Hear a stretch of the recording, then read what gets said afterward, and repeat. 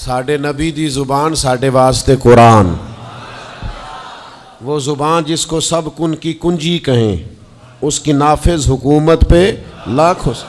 خط تیرے پاس ہے، آپ نے تلوار نکال لی، فرمایا نکالتی ہے کہ نہیں؟ اس نے بال کھولے، خط نکال دیا۔ وہ خط جب کھولا تو خط لکھا تھا حضرت حاتم بن نبی بلتع رضی اللہ تعالیٰ عنہ، بدری صحابی ہیں۔ وہ خط لے کے آ گئے، نبی پاک کی بارگاہ میں پیش کیا۔ حضور نے خط کھولا، حضرت عمر کہنے لگے مجھے اجازت دے میں اس کی گردن کاٹوں، اس نے ہمارا راز فاش کیا ہے۔ کتنی بڑی بات ہے۔ قرآن مجید کی سورہ ممتحنہ اس وقت نازل ہوئی تھی جب یہ واقعہ ہوا تھا۔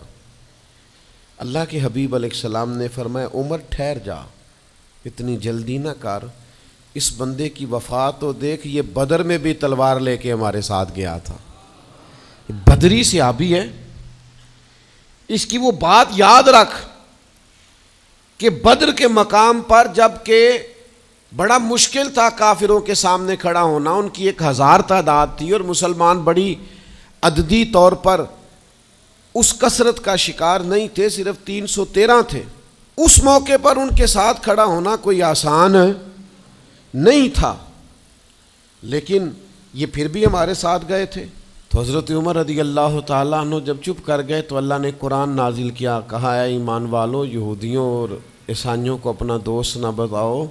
تو حضور فرمانے لگے دیکھ لو عمر، اللہ نے اسے مومن کہہ کے پکارا ہے، اللہ نے بھی اسے۔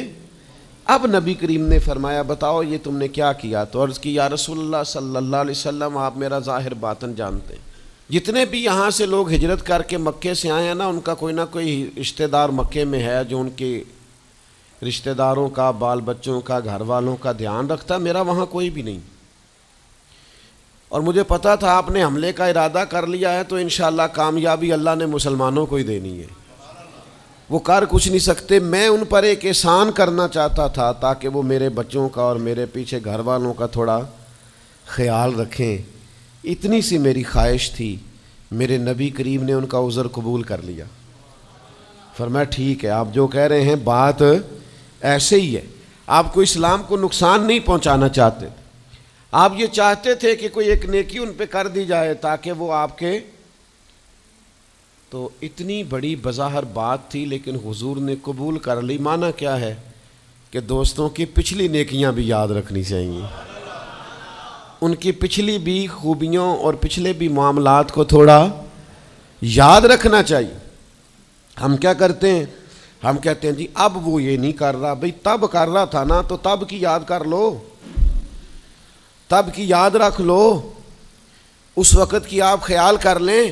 ہم کیا کرتے ہیں؟ ہم 99 دفعہ کسی نے نیکی کی ہے تو ہم کہتے ہیں 100/100 چاہیے، آج بھی یہ کرے گا تو پھر تو قابل قبول ہے۔ تو اس سے کیا ہوتا ہے؟ اس سے تکلف پیدا ہوتا ہے، ایک آدمی روز کیسے نیکی کر سکتا ہے؟ چوتھی بات یہ ہے اگر ہم چاہتے ہیں دوستیاں نبھیں تو اسلام کا ایک حسن ہے کہ اسلام دین اعتدال ہے۔ اسلام کہتا ہے چلو ہی ذرا معتدل ہو کے، پہلے ہی ذرا تھوڑا سا احتیاط سے چلو۔ ہم جب کسی بندے کے اوپر فدا ہوتے ہیں تو پھر پورے ہی فدا ہوتے ہیں، پھر تو جناب یہ بھی تیرا ہے، یہ بھی تیرا ہے، یہ بھی تیرا ہے، اور جب بعد میں لڑائی ہوتی ہے تو چائے کی پیالیوں کا بھی حساب کرتے ہیں کہ وہ جو وہاں جاتے ہوئے چائے پی تھی نا اس کے پیسے بھی میں نے دیے تھے، لہذا وہ بھی میرے بنتے ہیں واپس کر۔ کورے ورک کتاب نہیں ہوندے، پتھر دل گلاب نہیں ہوندے، اور سجنا پہلوں ہی سوچ کے لائیں پھر یاراں نال حساب نہیں ہوندے۔ آپ سوچ سمجھ کے دوستی لگائیں، تعلقات کو سوچ سمجھ کے لے کے آگے چلیں۔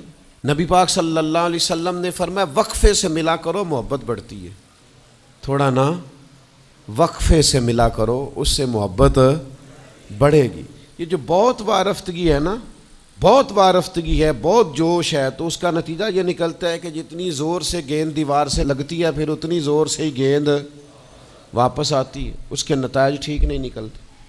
تو عرض یہ کرنا چاہتا ہوں کہ اعتدال میں رہیں، معتدل رہیں، آپ اس حد سے تجاوز ہی نہ کریں۔ میرے پاس یہاں ایک دوست آئے